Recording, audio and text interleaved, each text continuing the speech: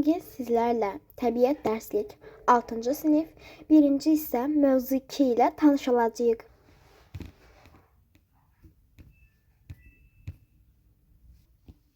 Ağırlıq qüvvəsi. Ağırlıq qüvvəsi cisimlərə, yer və digər planetlər tərəfindən təsir edən cazibə qüvvəsi ağırlıq qüvvəsi adlanır. Gəlin dərsimizi oxuyaq. Ağacın budağından qopan meyvənin, yağış damcılarının və ya yuxarı atdığımız topun bir müddət sonra yerə düşdüyünü müşahidə etmisiniz. Burada biz topu havaya attığımız zaman top yer tərəfindən cazib olunur və bu da topun bir süre sonra aşağıya düşməsinə, yəni bu cəzb olunduğu üçün cazibə qüvvəsi adlanır. Eyni şəkildə ağacdan almanın düşdüyü zaman bir zaman sonra alma yerə düşdüyü üçün o da yer tərəfindən cəzb olunur. Cisimlərin yerə düşməsinin səbəbi onların yer tərəfindən cazib qüvvəsinin təsir etməsidir. Cazibə qüvvəsi cismin kütləsindən asılıdır.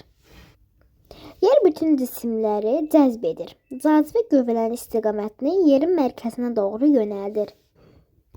Yəni yer bütün cisimləri cəzb edir. Cazibə qüvvəsinin istiqaməti yerin hərəkətinə doğru yönəlir. Yəni oxlara. Ağacdan qopan alma yerin cazibə qüvvəsinin təsiri ilə yerə düşür.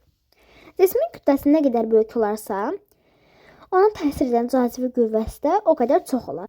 Yəni cismin kütləsi 2 kiloqram olsa, ona təsir edən cazibə qüvvəsi daha çox olacaq. 4 kiloqram olarsa, ona təsir edən cazibə qüvvəsi daha da böyük olacaq. Təkcə yer deyil, ay, Mars, Günəş kimi digər göy cisimlərdə başqa cisimlərə cəzb bildiyimiz kimi təkcə yer deyil, ay, Mars, Günəş kimi digər göy cisimləri də başqa cisimlərə cazibə qüvvəsi ilə təsir edir.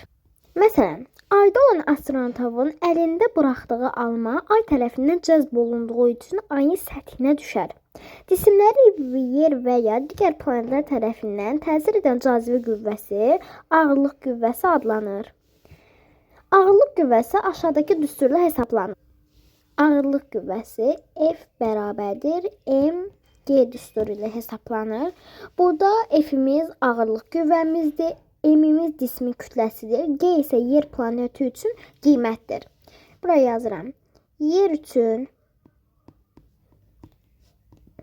Newton bölünsün kiloqram.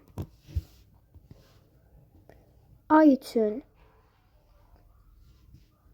1,6 Newton bölünsün kiloqram. Mars üçün 4 Newton bölünsün kiloqram. Əgər F bərabərdir mg düsturu yadınızda qalmırsa, bu şəkildə də deyə bilərsiniz. F bərabərdir m vurulsun g düsturu. Yəni biz ağırlıq qüvvəsini tapmaq üçün m-i g-yə, yəni cismin kütləsini yer planeti üçün qiymət təqribən olan sabit kəmiyyətə vurmalıyıq. Əgər yadınızda qalmırsa, bu şəkildə edə bilərsiniz. Yəni ağırlıq qüvvəsinə 8 qiymətini versək, 8 bərabərdir. Cismin kütləsinə 4 versək, sabit kəmiyyəti isə 2 versək, yəni 4 vur 2 8-ə bərabərdir. Yəni F bərabərdir mg düsturunu 8 bərabərdir 4 vurulsun 2 qaydası ilə yadda saxlaya bilərsiniz. Bizdə məsələlər çox zaman bu şəkildə veriləcək. M, yəni sabit kəmiyyət və yaxud da ay, Mars qiymətini verəcək. Məsələn, biz deyək, M bərabərdir, bağışlayın, cismin kütləsi demək istədim. Yəni, M cismin kütləsi bərabərdir 4 kiloqram olarsa, sabit kəmiyyət bərabərdir. Biz burada yer üçün tutaq. Yer üçün 10 Newton bölünsün kiloqram. Buradakı məsələni həll edək. F də bərabərdir sual. Yəni bizim cismin kütləsi 4 kiloqram, Sabit kəmiyyət yer üçün 10 Newton bölünsün kiloqram. F, yəni biz ağırlıq qüvvəsini tapmalıyıq. F bərabərdir M vur G düsturundan istifadə edəcəyik. Yəni 8 bərabərdir 4 vur 2 düsturundan. Burada nə etməliyik? İlk öncə M, yəni 4 kiloqram vurulsun yer üçün 10 Newton bölünsün kiloqram. Burada kiloqramla ixtisar gedir. 4'ü 10'a vuranda 40. Newton da yanına vuranda 40 Newton. Bizdə məsələ bu şəkildə də verilə bilərdi. M bərabərdir. M bərabərdir. Məsələn 5 kiloqram. Belə verməyək. Məsələn verək ki F bərabərdir mg düsturu, yəni 8 bərabərdir 4 vurulsun 2. Məsələn, burada belə verə bilər ki, bizim ağırlıq qüvvəmiz, yəni F'imiz bərabərdir. Məsələn, F bərabərdir 5 Newton olarsa, G sabit kəmiyyətimiz də yer üçün, yəni 10 Newton bölünsün kiloqram olarsa, biz burada M'i tapmalıyıq. M'i tapmaq üçün də F'i bölməliyik G'yə. Burada da eyni qaydayla gedəcəyik. 5 Newton bərabərdir 10 Newton kiloqram bölünsün. Burada Newtondan Newton kiloqram gedir. 5'i də böləcəyik 10'dan, yanında kiloqram yazacağıq. Bu oxuyaq. Bilirsinizmi? Yer kürəsi cisimləri özünə cəzb etdiyi kimi, yer kimi cisimlər də yeri özünə cəzb edir. Bu qüvvələr ədədi qiyməti bərabər, istiqaməti bir-birinə əksdir. Deməli, bu qüvvələrin ədədi qiyməti bir-birinə bərabər olur, amma istiqamətləri fərqli olur. Məsələn, ədədi qiyməti bir-birinə bərabərdirsə, biri 5-dirsə, biri də 5 olacaq, amma istiqamətləri fərqli olacaq. Biri qabağa doğru gedirsə, biri arxaya doğru gedəcək. Eyni bir cisim müxtəlif göy cisimlər tərəfindən təsir edən ağırlıq qüvvələri fərqlidir. Məsələn, astronotun geyimi ilə birlikdə kütləsi ayda və yerdə eyni olsa da, aydan ona təsir edən ağırlıq qüvvəsi yerdəkindən tədricən daha az olacaq. Məsələn, bizə belə bir sual veribsə, məsələn, deyə bilərik ki, qızın kütləsi yerdə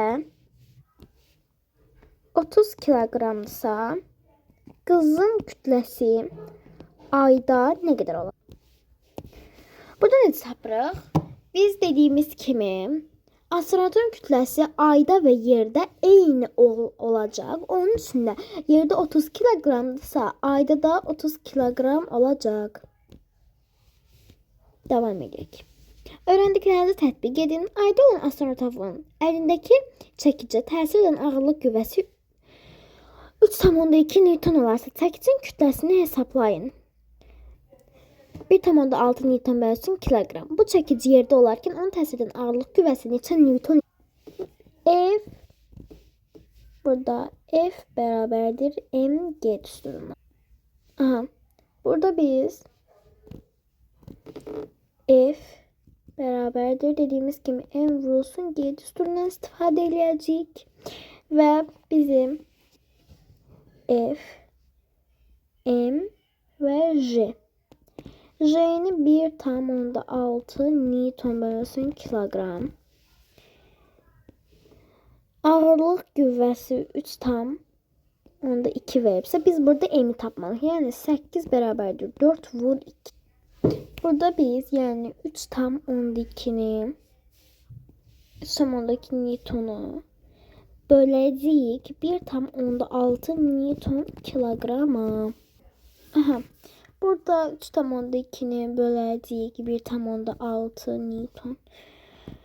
Newton kiloqrama. Burada Newton ixtisara gedərsə 3,2 böl 1,6. Burada eləyəcək 2. Yəni cavabımız 2 kiloqram. Və ondan sonra aldığımız 2 kiloqramı da bizdə yerdə olarkən, yerdə də 10 Newton bölünsün kiloqram olduğu üçün 8 bərabər 4 vur 2 düsturundan istifadə edəcəyik. Burada bizim F'imiz, M'imiz və G'imiz bərabərdir 10 Newton kiloqrama. Bu şekilde f bərabərdir mg düsturu 8 bərabərdir 4 vur 2 düsturuna bərabər əgər olarsa. Burada bizim g-imizlə m-imizi veribsə f tapmaq üçün m-i yəni 2 kiloqramı vurmalıyıq 10 Newton bölünsün kiloqrama. Kiloqramla kiloqram ixtisar gedəcək. Bu da 20 Newtona bərabər olacaq. Yəni bilirsinizmi? Öyrəndiklərinizi yoxlayınız, cavabı 20 Newton olacaq.